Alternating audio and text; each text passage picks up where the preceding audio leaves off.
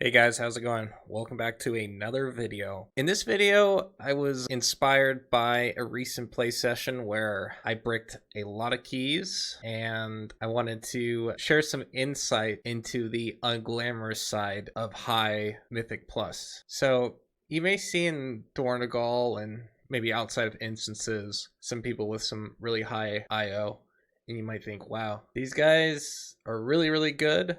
It's really impressive. But these players, including myself, even though we have a high IO, we brick a lot of keys before we even get an IO key timed. So I'm making this video just to kind of show you that it's not like these players are perfect. There's a lot of failure before success. And the reason why they have a high IO is that they don't let failure affect them. And they just will keep playing and keep practicing until they time the key. But there's a good chance that even you see like the best of the best, they have bricked hundreds of keys before they got their next IO key. So I'm making this video just to kind of give you an insight, but also the mentality that you could use in your keys when either you brick a key or one of your teammates bricks a key. It does suck. Like every time that I brick a key, like, yeah, I don't feel great.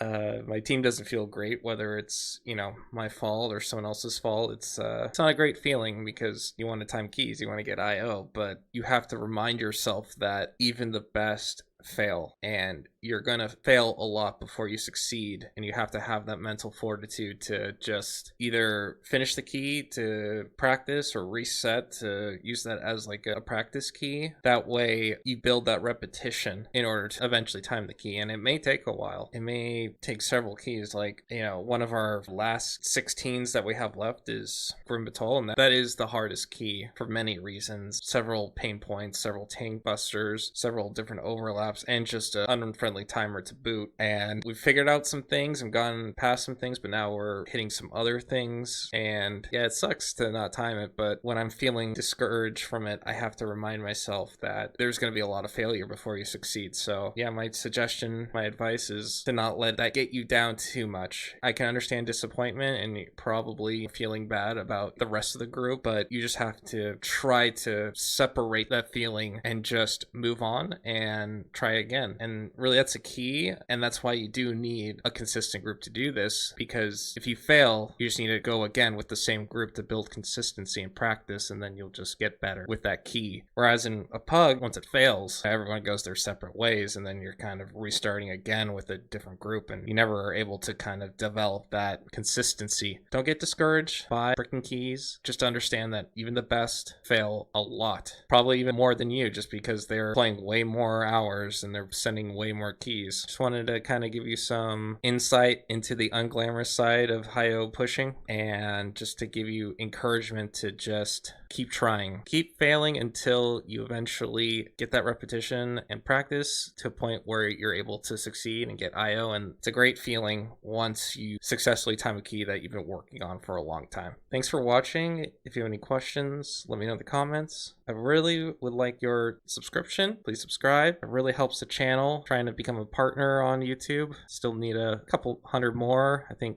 close to like 300 subs before I hit that threshold. So that'd be great if you hit that sub. Let your friends know. Other than that, have a great day.